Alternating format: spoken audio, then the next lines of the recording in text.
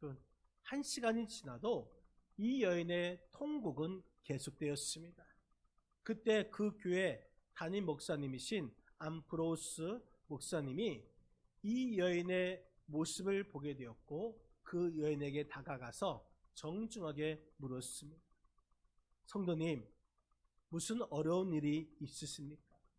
그러자 이 여인이, 목사님, 내 아들이 방탕한 길에 빠졌어요.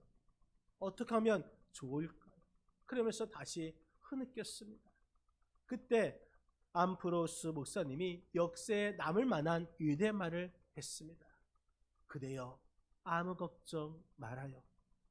기도하는 자의 자식은 결코 망하지 않습니다.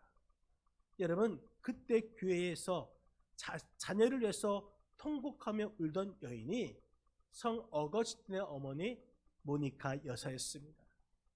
결국 어거스틴은 하나님께로 돌아왔고 기독교 역사에 커다란 발자취를 남기는 거목이 되었습니다. 여러분, 그렇습니다. 기도하는 자의 자녀는 결코 망하지 않는 줄 믿으시기를 바랍니다. 기도하는 자의 가정은 결코 망하지 않습니다. 기도하는 자의 교회는 결코 망하지 않습니다. 기도하는 자의 나라는 결코 망하지 않습니다. 왜 그렇습니까? 기도하는 자는 하나님께서 반드시 도와주시고 교통하여 주시고 능력으로 역사하여 주시는 줄 믿으시기를 바랍니다.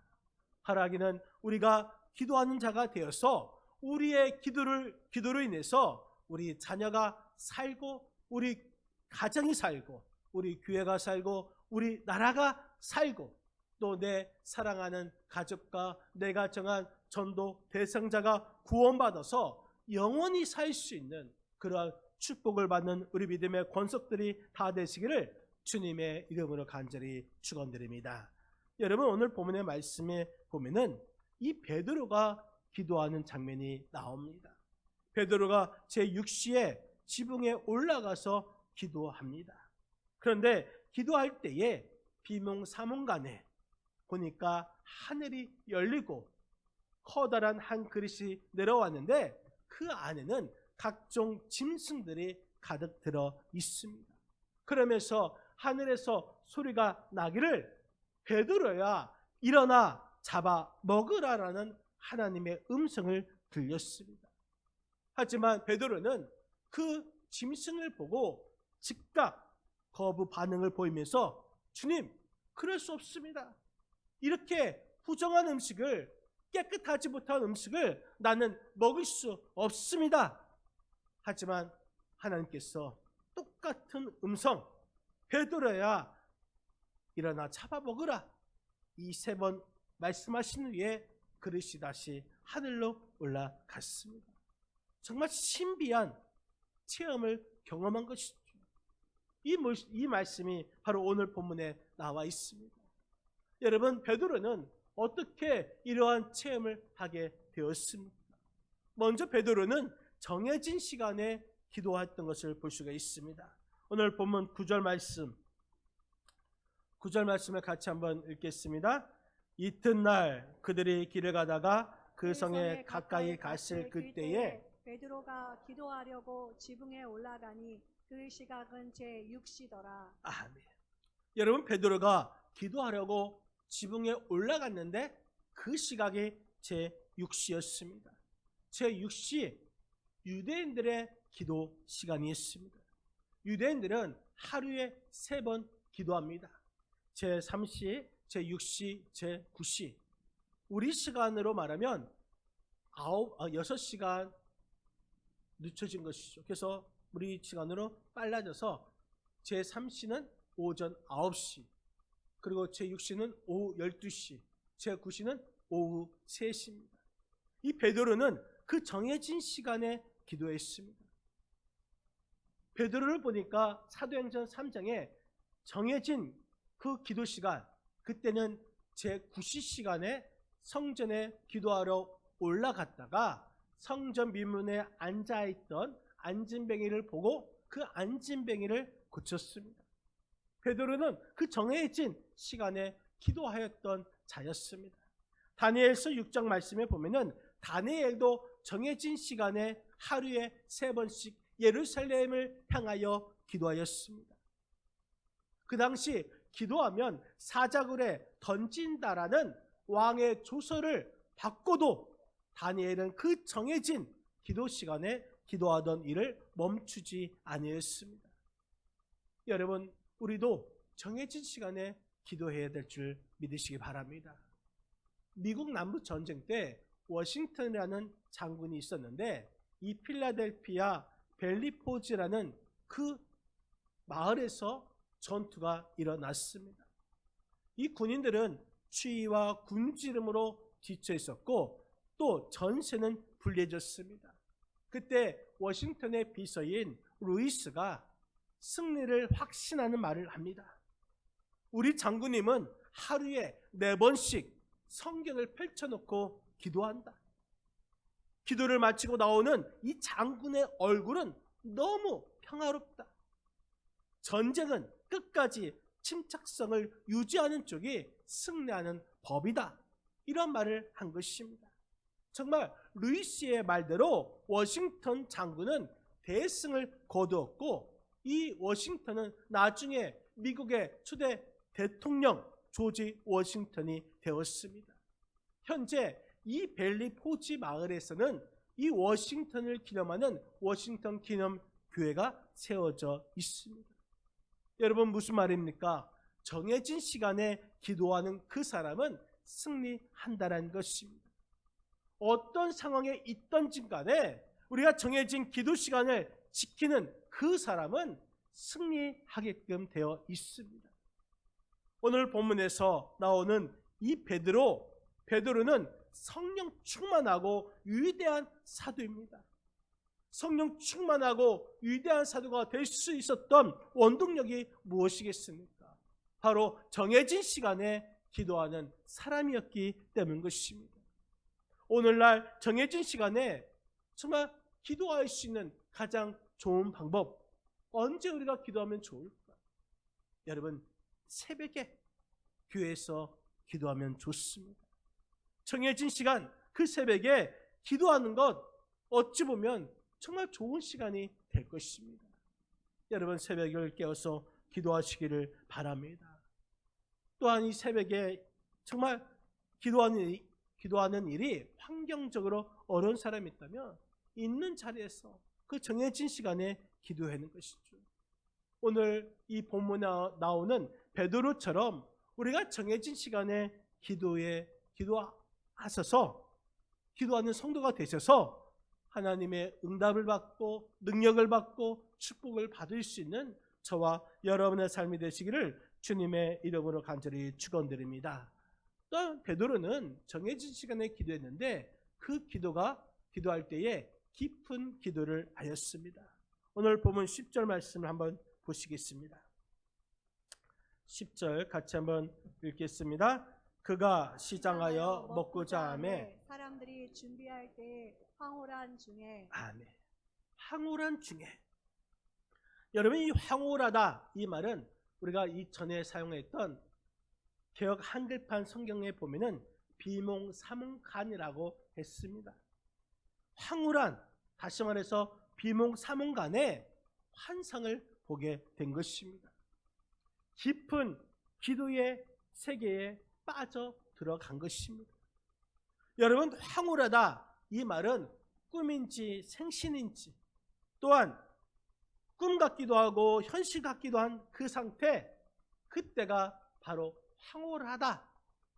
다시 말해서 그냥 말 그대로 비몽사몽한 그 상태를 말하고 있는 것입니다.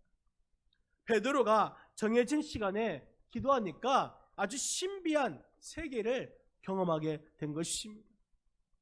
베드로가 기도하다가 잠깐 졸은 건지 아니면 깊이 졸은 건지 기도하다가 환상을 보게 되었습니다. 여러분, 원래 베드로는 정말 기도하다가 잠 잘 자는 이 주특기를 가지고 있습니다.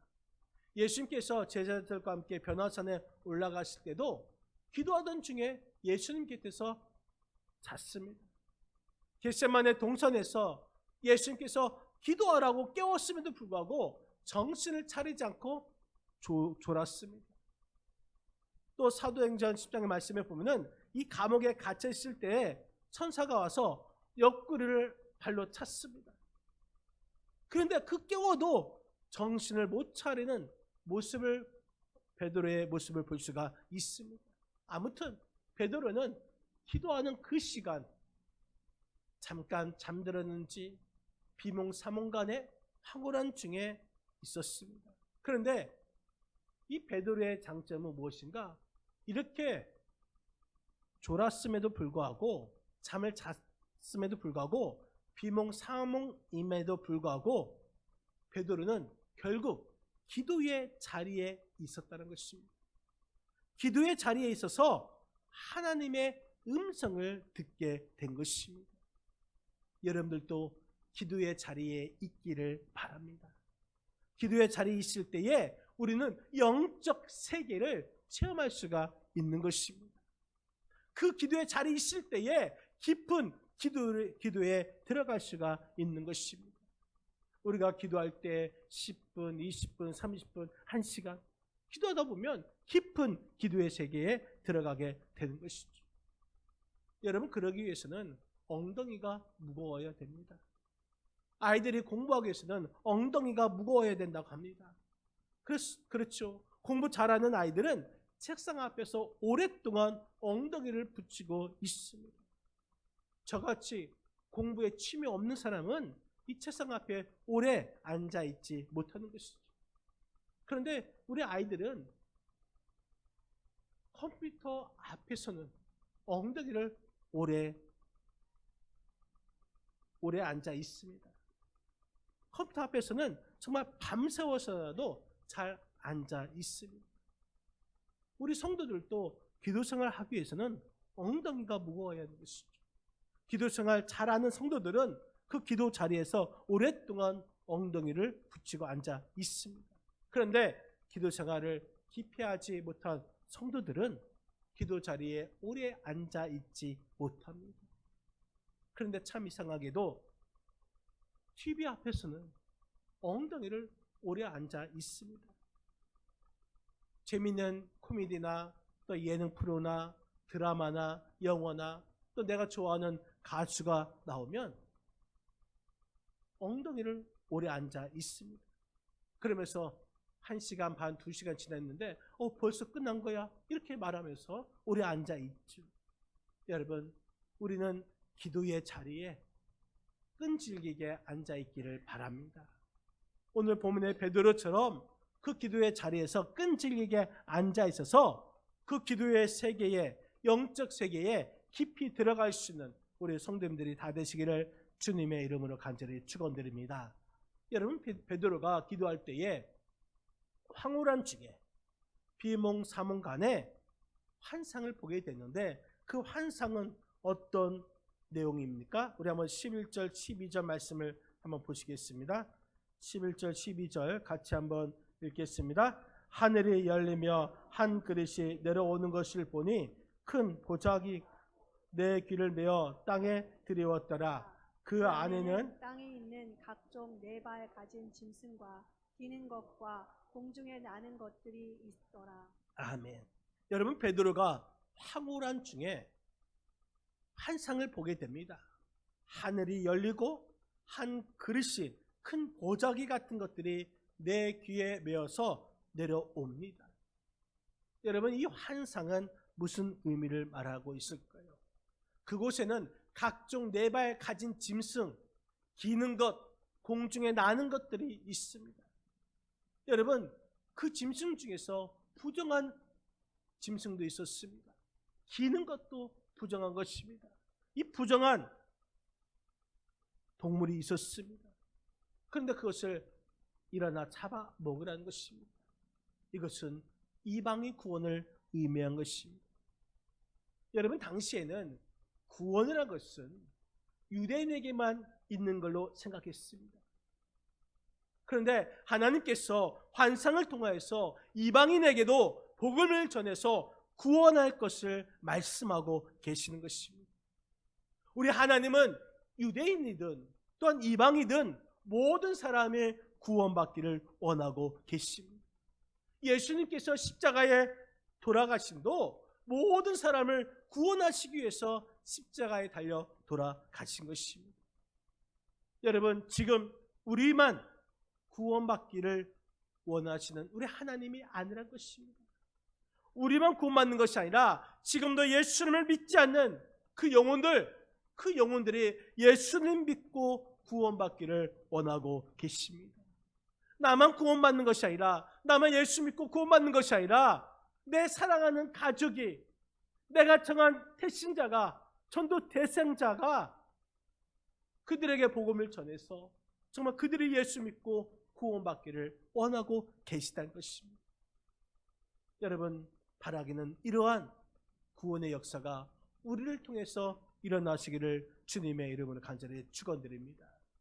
여러분, 하나님께서 베드로에게 환상을 보여주면서 하나님께서 어떻게 말씀하십니까? 13절 말씀, 13절 같이 한번 읽겠습니다. 또 소리가 있으되 베드로야 일어나 잡아 먹어라 하거늘. 베드로야 일어나 잡아 먹으라. 일어나 잡아 먹으라는 것입니다. 잡다, 이 말은 달려들다라는 뜻입니다. 먹어라, 이 말은 식사하라는 것입니다. 달려들어서 식사하라는 것이죠. 다시 말해서 속히 달려가서 이방인들을 구원하라는 말씀인 것입니다. 당장 그들에게 가서 복음을 전해서 구원하라는 말씀인 것입니다. 여러분, 우리의 사랑하는 가족에게 달려가서, 또 내가 정한 전도 대상자에게 달려가서 그들에게 복음을 전하여서 그들을 구원의 길로 인도하라고 오늘 우리에게 말씀하신 것입니다. 그런데 베드로에게는 편견을 가지고 있었습니다. 아니, 베드로뿐만 아니라 다른 사도들도, 또 다른 성도들도, 특히 모든 유대인들은 구원이라는 것은 유대인에게만 있다고 생각했습니다. 이방인에게는 구원이 없다라는 이 편견을 가지고 있었습니다. 여러분, 이 편견이라는 것이 무엇입니까? 미리 정해진 판단을 말하고 있습니다. 미리 정해졌다, 이것은 사실도 아니고 진리도 아닌데 미리 정해놓고 그것을 사실화시키고 진리화시키는 것을 말하고 있습니다. 따라서 이 편견을 없애려면 모든 것을 하나님 관점에서 생각하고 하나님을 바라보아야 하는 것입니다. 이 모든 것이 하나님의 계획이고, 이 모든 것이 하나님의 섭리이고, 이 모든 것이 하나님께서 세워주신 이 진리라고 생각하고 하나님께 초점을 맞추어야 이 편견을 없앨 수 있는 것입니다. 오늘 본문에서 하나님께서는 베드로에게 일어나 잡아 먹어라, 이 말씀을 3번이나 말씀하셨습니다. 일어나 잡아 먹으라, 이것을 3번이나 반복한 것은 이방인의 구원이 확정되었다는 것입니다. 그러자 베드로는 지금까지 가졌던 그 편견을 버리고 하나님의 뜻에 순종하여 이방인이 했던 고넬로 가정, 그 가정에게 복음을 전하였습니다. 그때 이방인에게도 성령의 기름 부음이 임하였고 예수님을 믿어서 구원하는 놀라운 역사가 일어났습니다. 여러분, 편견을 버리고 하나님의 뜻을 따르며 또 편견을 버리고 모든 사람에게 복음을 전해드릴 줄 여러분 믿으시기를 바랍니다. 우리나라 일제 식민지 때에 유명한 김익도 목사님이 있습니다. 이 김익도 목사님은 젊은 청년 시절 깡패 중에 깡패였고 망나니 중에 망나니였습니다. 오죽하면 사람들이 이 장터에 가면서 이 선앙당에 대고 빌기를 오늘 장터에서 제발 김익도를 만나지 않게 해달라고 그 선앙당 앞에서 빌었다는 것이죠. 그리고 장터에 갔다는 것입니다. 그런데 어느 날 이 장터에서 미국에서 온 스왈렌이라는 여자 선교사님이 이 김익두에게 전도지를 주면서 전도를 했습니다. 그러자 깡패 김익두가 전도지를 가지면서 코를 팽 풀어서 버렸습니다. 그때 이 스왈렌 여 선교사님이 이렇게 말합니다. 전도지로 코 풀면 코가 썩습니다. 그 후에 김익두는 그 말이 자꾸 생각납니다. 내 코가 혹시 썩어 들어간 것이 아닌가. 그러던 어느 날 이 김익두의 친구였던 박태우라는 그 친구가 있었는데 그 친구가 이 김익두를 전도합니다. 그래서 그 전도를 받고 김익두가 예수님을 믿고 회개하고 신의의 능력이 나타납니다. 그 당시 이 김익두 목사님을 통해서 고침받은 사람이 10,000명이 넘었다고 합니다. 여러분, 깡패 김익두가 그 김익두에 대한 편견을 버리고 스왈렌 선교사님이 전도를 했습니다.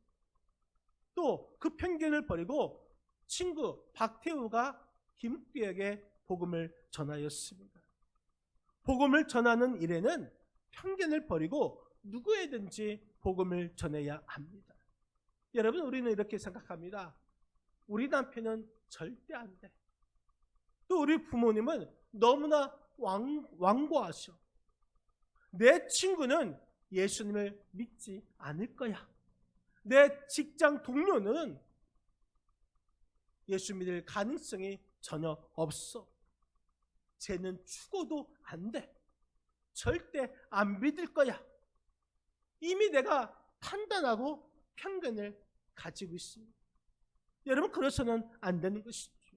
하나님은 모든 사람이 예수님을 믿고 구원받기를 원하시고 모든 사람에게 복음 전하기를 원하시고 계십니다. 여러분, 등잔 밑에서 우는 영혼이라는 말이 있습니다. 등잔 밑이 어둡다는 말이 있는 것처럼 등잔 밑 어디입니까? 가장 가까운 곳이죠. 가장 가까운 곳에서 우는 영혼. 여러분, 나의 가장 가까운 사람이 예수 믿지 않아서 지금 울고 있다는 것입니다. 그 영혼이 울고 있습니다. 하나님은 지금 우리에게 말씀하고 있습니다. 일어나 잡아 먹으라. 지금 당장 달려가서 우는 영혼을 구원하라고 말씀하고 있습니다. 잃어버린 그 영혼, 한 사람 한 사람 모두가 하나님께서는 지극히 소중한 존재인 것입니다. 우리 주변에 아직도 영접하지 못하는 많은 이웃들이 있습니다. 그 영혼 정말 소중한 영혼인 것입니다. 하나님께는 더욱더 소중한 영혼인 것입니다. 1020 더블안gel축제, 1203 더블안gel축제에 여러분, 그 소중한 영혼, 우리 등잔 밑에서 울고 있는 그 영혼을 반드시 데리고 나오시기를 바랍니다. 여러분, 이를 위해서 기도로 더 준비하여 주시고 적극적으로 더 참여해 주시기를 바랍니다. 우리가 작정하고 또 그 영혼을 위해서 기도하면 되는 것입니다. 잃어버린 그 영혼을 위해서 주님께서 그 영혼이 주님을 받아들일 수 있도록 전도할 수 있는 좋은 기회를 주시도록 우리는 기도하면 되는 것입니다. 그냥 대충 기도하는 것이 아니라 정말 간절히 기도하면 되는 것입니다. 그렇게 해서 한 사람이 한 영혼을 데리고면 이 자리는 차고 넘치게 되는 줄 믿으시기를 바랍니다. 여러분, 이번 더블안길 축제에 내가 정한 전도 대상자 1명 이상 꼭 전도하셔서 우리 교회의 이 빈자리가 채워지는 역사가 일어나고 또 하나님을 기쁘시게 하는 그런 우리 충원부 성도님들이 다 되시기를 주님의 이름으로 간절히 축원합니다.